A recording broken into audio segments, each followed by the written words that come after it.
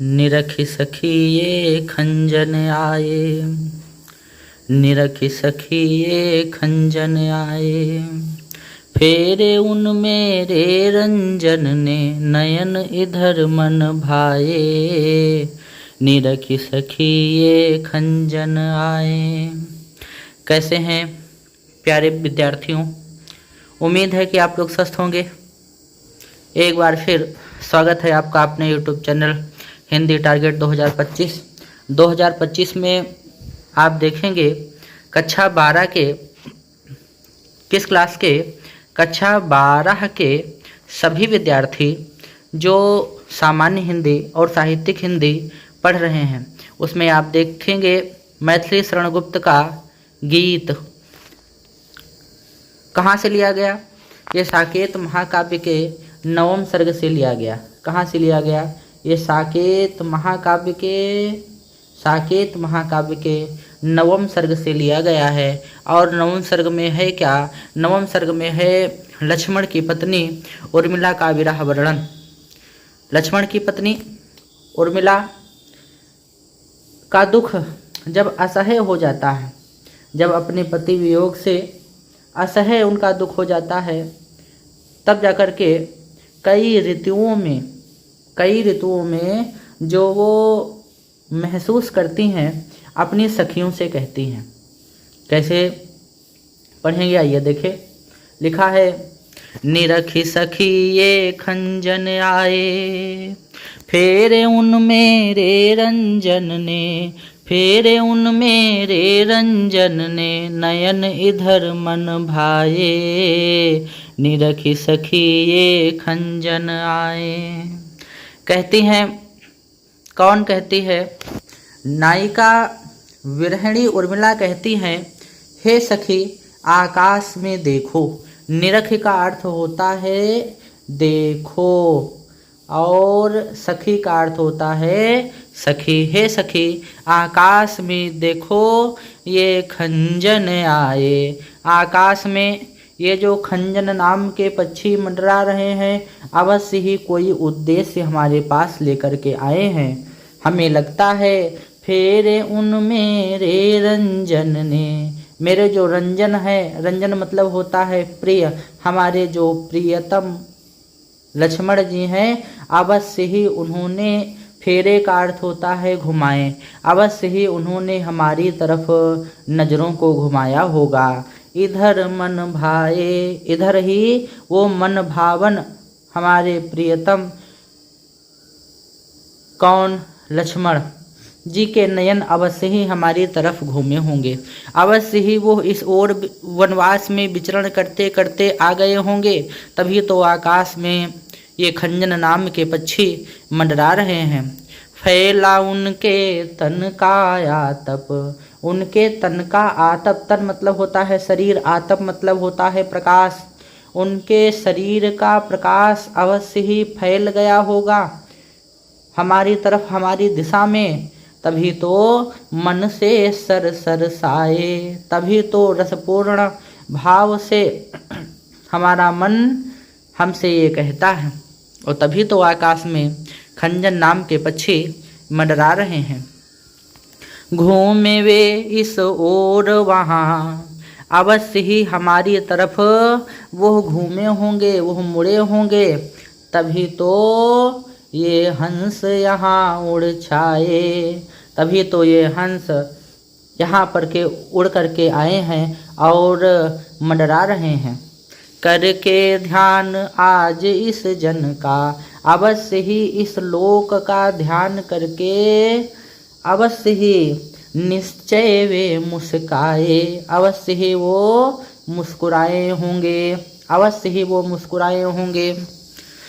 फूल उठे हैं कमल अधर से, अधर मतलब होता है होंठ, तभी तो होंठों के समान, उपमा अलंकार है, तभी तो होंठों के समान यहाँ कमल खिल उठे हैं। फूल उठे, फूल मतलब होता है खिलना, तभी तो यहाँ पर कमल खिल उठे हैं, अवश्य ही हमारे प्रियतम के होंठ खिले होंगे, अवश्य ही वो मुस्कुराए होंगे। यह बंधुक सुहाए। बंधुक का अर्थ होता है लाल पुष्प, तभी तो यह लाल कमल के पुष्प यहाँ खिले हुए हैं, यहाँ पुष्प खिले हुए। इसका मतलब है हमारे नायक, हमारे प्रियतम अवश्य ही वहाँ पर मुस्कुराए होंगे। स्वागत स्वागत शरद भाग्य से, मैं शरद ऋतु का स्वागत करती हूँ, जिसके भाग्य से मैंने दर्शन पाए। मैंने अपने प्रियतम के दर्शन प्राप्त कर लिए, उस ऋतु का मैं बारंबार स्वागत करती हूँ। नभ ने मोती वारे, आकाश ने जैसे मोती न्यौछावर कर दिए हों। वारे का अर्थ होता है न्यौछावर करना। ये तभी अश्रु अर्घ्य भर लाए। अर्घ्य मतलब होता है जल, तभी तो अश्रुओं के जल हमारी आंखों में आ गया है। अवश्य ही आकाश ने मोती न्यौछावर कर दिया होगा। आई थिंक ये वाला छंद आपको समझ में आया होगा। कमेंट सेक्शन में कमेंट करके बताइएगा कि आपको कितना समझ में आया। देखिए, तैयारी करते रहिए और बोर्ड परीक्षा में आप सफल होंगे। फिर देखिए, शिशिर ऋतु का वर्णन करते हुए विरहिणी उर्मिला अपने पति लक्ष्मण को याद करते हुए कहती हैं, शिशिर न फिर गिरे वन में। वाह, कितना अच्छा लिखा। शिशिर न फिर गिरे वन में, जितना मांगे पतझड़ दूंगी, जितना मांगे पतझड़ दूंगी, मैं इस निज नंदन में। शिशिर न फिर गिरे वन में, वन में शिशिर न फिर गिरे वन में। कितना कंपन तुझे चाहिए, ले मेरे इस तन में। सखी कह रही पांडुरता का क्या अभाव आनन में। वीर जमा दे नयन नीर, यदि तू मानस भाजन में। तो मोती सा मैं अकिंचना रखूं उसको मन में। शिशिर न फिर गिरे वन में। कितना अच्छा कहा है शिशिर ऋतु, तुम गिरिवन, अर्थात गिर मतलब होता है पर्वत, वन का अर्थ होता है जंगल, अर्थात तुम वनों की तरफ और पर्वतों की तरफ मत जाओ। शिशिर ऋतु से कह रही हैं, अपने प्रियतम लक्ष्मण की चिंता करते हुए कह रही हैं कि हे शिशिर ऋतु, तुम पर्वतों और वनों की तरफ मत जाओ। जितना मांगे पतझड़ दूंगी, तुम जितना पतझड़ चाहती हो मैं तुमको दूंगी। कहाँ से दूंगी? मैं अपने इस निज नंदन से। मैं अपने निज नंदन, नंदन मतलब होता है बगीचा, मैं अपने इंद्र के बगीचे से, इंद्र के बगीचे से, अपने शरीर रूपी इंद्र के बगीचे से मैं तुमको पतझड़ दूंगी, परंतु कृपा करके तुम उन वनों, उन जंगलों में मत जाना जहाँ पर हमारे प्रियतम विचरण कर रहे होंगे। अब अगर आप जाओगी तो उन्हें कष्ट होगा। कितना कंपन तुझे चाहिए, जितना तुम कंपायमान करना चाहती हो, जितना तुम कपाना चाहती हो। कंपन का अर्थ होता है कांपना।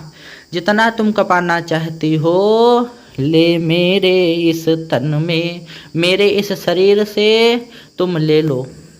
सखी कह रही, तब तक एक सखी उर्मिला के कह उठती है क्या? पांडुरता का अर्थ होता है पीलापन। पांडुरता का अर्थ होता है पीलापन का क्या अभाव आनन में। आनन का अर्थ होता है मुख। कह रही हैं सखी, हे उर्मिला, क्या तुम्हारे मुख में पीलेपन की कोई कमी है जो तुम और कंपन मांग रही हो? लेकिन उर्मिला क्या कहती हैं? वीर, वीर मतलब होता है भाई। जमा, ऋतु को कह रही हैं, हे भाई, जमा दे नयन नीर, यदि तुम मेरे आँखों के जल को सुखा दोगे। यदि तू मानस भाजन में, यदि तुम मेरे मन के अंदर ही मेरे नयनों के जल को सुखा दोगे, जमा दोगे, तो मैं उसका क्या करूँगी। देखिए शिशिर का अर्थ होता है शीत ऋतु, जाड़े की ऋतु है। जाड़े की ऋतु में जाड़ा इतना पड़ता है कि कोई भी वस्तु जम जाती है। तभी देखिए पानी जम करके बर्फ़ हो जाता है। तो वही कहा, हे भाई शिशिर ऋतु, तुम मेरे नयनों के जल को, मेरे अश्रुओं के जल को यदि तुम मेरे मन के अंदर ही सुखा दोगे तो मैं क्या करूँगी। तो मोती सा, तो मैं मोती के समान, उपमा अलंकार है, तो मैं मोती के समान अकिंचना, अकिंचना का अर्थ होता है निर्धन, निर्धनों के समान रखूं उसको मन में। मैं उस अश्रु रूपी मोती को अपने मन में निर्धनों की भांति संभाल करके रखूंगी। जैसे कोई निर्धन मोती पा जाने पर उसको आजीवन संभाल कर रखता है, वैसे ही मैं तुम्हारे द्वारा जमाई गई अश्रुओं के जल को संभाल करके रखूंगी। फिर क्या बताया, नेक्स्ट देखिए लिखा, हंसी गई रो भी न सकूं मैं अपने जीवन में। मेरी हंसी तो तभी चली गई थी, मेरे जीवन से हंसी तो तभी चली गई थी जब हमारे प्रियतम लक्ष्मण हमसे अलग हुए थे। अब मैं उनके बिना रो भी नहीं सकती। मैं अपने इस जीवन में रो भी नहीं सकती हूँ। तो उत्कंठा है देखूं फिर, तो मैं यह देखना चाहती हूँ क्या हो भाव भुवन में। भाव भुवन, भावों का संसार, भुवन का अर्थ होता है संसार, भवन का अर्थ होता है घर, भुवन का अर्थ होता है संसार। मैं भाव रूपी संसार में देखना चाहती हूँ। मैं कितना उत्कंठित हो सकती हूँ, उत्कंठित मतलब होता है परेशान होना, कितना मैं परेशान हो सकती हूँ मैं देखना चाहती हूँ। अब तीसरे छंद में किस ऋतु का वर्णन किया, बसंत ऋतु का वर्णन किया। क्या लिखा, कामदेव से कह रही हैं उर्मिला जी, क्या कह रही हैं, मुझे फूल मत मारो, मुझे फूल मत मारो, मैं अबला बाला वियोगिनी, मैं अबला बाला वियोगिनी, कुछ तो दया विचारो, मुझे फूल मत मारो। होकर मधु के मीत मदन पटु तुम कटु गरल नगारो, मुझे विकलता तुम्हें विफलता, ठहरो श्रम परिहारो। नहीं भोगिनी यह मैं कोई, जो तुम जाल पसारो, बल हो तो सिंदूर बिंदु यह हर नेत्र निहारो, रूप दर्प कंदर्प तुम्हें तो मेरे पति परवारो, लो यह मेरी चरण धूलि उस रति के सिर पर धारो, मुझे फूल मत मारो, मुझे फूल मत मारो। क्या कहा, आइए व्याख्या को समझें। वियोगिनी उर्मिला बसंत ऋतु के साथ में कह रही है कामदेव से, हे कामदेव, मुझ पर अपने पुष्प रूपी बाणों की वर्षा मत करो, मुझे फूल मत मारो। अनुप्रास अलंकार कि मुझ पर अपने पुष्प रूपी बाणों की वर्षा मत करो। मैं अबला बाला वियोगिनी, एक तो मैं स्त्री हूँ और ऊपर से वियोगिनी बिछड़ी हुई हूँ, कुछ तो दया विचारो, मुझ पर कुछ तो दया करो हे कामदेव, मुझ पर अपने पुष्प रूपी बाणों की वर्षा मत करो। हो कर मधु के मीत, मधु का अर्थ होता है बसंत, मीत का अर्थ होता है मित्र, मदन का अर्थ होता है कामदेव। हे कामदेव, आप तो बसंत के मित्र हैं। पटुक तुम कटु गरल नगारो, पटु का अर्थ होता है चतुर, पट का अर्थ होता है चतुर। अपनी चतुराई से मुझ पर कटु मतलब होता है कड़वा, गरल का अर्थ होता है विष, गरल का अर्थ होता है विष अर्थात जहर। नगारो मुझ पर अपना विष ना उड़े लो। हे कामदेव तुम तो वसंत के मित्र हो, अपनी चतुराई से अपना कड़वा विष मुझ पर न फेंको। ज़्यादा से ज़्यादा क्या होगा, मुझे विकलता, मैं व्याकुल हो जाऊंगी, परेशान हो जाऊंगी। तुम्हें विफलता, लेकिन तुम सफल नहीं हो पाओगे, तुम विफल हो जाओगे, तुम असफल हो जाओगे। ठहरो, रुक जाओ। श्रम परिहारो, अपने परिश्रम को रोक लगाओ, रोक दो। क्योंकि नहीं भोगिनी यह मैं कोई भोग विलास रखने वाली साधारण स्त्री नहीं हूँ, मैं भोगिनी नहीं हूँ। जो तुम जाल पसारो, जो तुम अपने माया रूपी जाल को फैला रहे हो, मैं उसमें आने वाली नहीं हूँ। बल हो तो, अगर तुम में सामर्थ्य है, अगर तुम में क्षमता है, सिंदूर बिंदु यह, मेरे मस्तिष्क का जो सिंदूर का बिंदु है, यह इसको देख करके हर नेत्र निहारो। हर नेत्र का अर्थ होता है शंकर भगवान का नेत्र, हर का अर्थ होता है शंकर, हरि होता तो हो जाता विष्णु, अब हर कह रहा है तो हर का मतलब होता है शंकर। शंकर भगवान के तीसरे नेत्र के समान हमारा जो सिंदूर का बिंदु है, एक बार उसमें देख कर देखो। निहारो का अर्थ होता है देखना, देख कर देखो, अगर तुम भस्म ना हो जाना तो बताना। रूप दर्प कंदर्प, रूप का अर्थ होता है सौंदर्य, दर्प का अर्थ होता है रूप, दर्प कंदर्प, कंदर्प का अर्थ होता है कामदेव, दर्प का अर्थ होता है घमंड।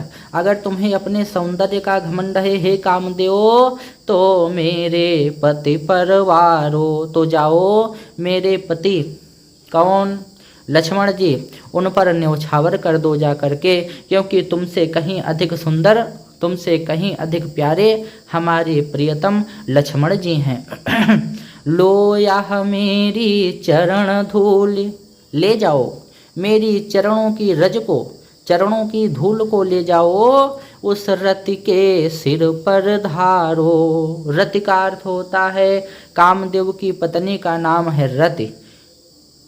कहा जो तुम्हारी पत्नी रति है उसके सिर पर धारण कर दो जा करके, उसके मस्तक पर धारण कर दो जा करके, क्योंकि मेरे लिए मेरे सब कुछ हमारे प्रियतम लक्ष्मण जी हैं।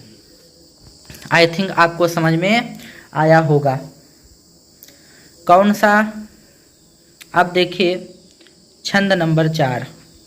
अब जब कामदेव ने अपना प्रभाव दिखलाया तो प्रभाव देख करके बिरहणी उर्मिला परेशान हो जाती हैं और मन में विचार करने लगती हैं कि कैसे हमारे प्रियतम के दर्शन हो जाएं। वही लिखा, यही आता है इस मन में, यही आता है इस मन में, छोड़ धाम धन जाकर मैं भी रहूं उसी वन में, यही आता है इस मन में। प्रिय के वृत में विघ्न न डालूं, रहूं निकट भी दूर, व्यथा रहे पर साथ साथ ही समाधान भरपूर, हर्ष डूबा हो रोदन में, यही आता है इस मन में। क्या लिखा, लिखा है यही आता है इस मन में।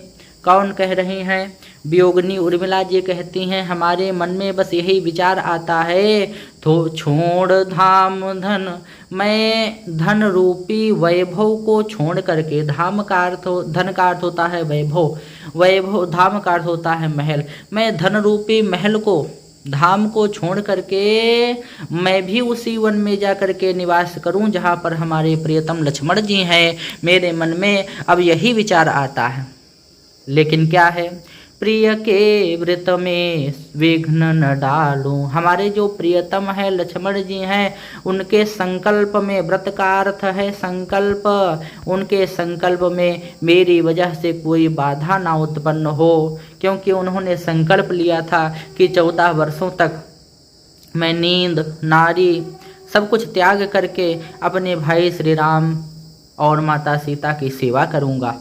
तो वही मेरी वजह से उनके व्रत में कोई संकल्प ना पड़े, लेकिन रहूं निकट भी दूर, मैं उनके पास भी रहूं और उनसे दूर भी रहूं, ताकि उनके व्रत का संकल्प जो था उसमें कोई विघ्न ना पड़े।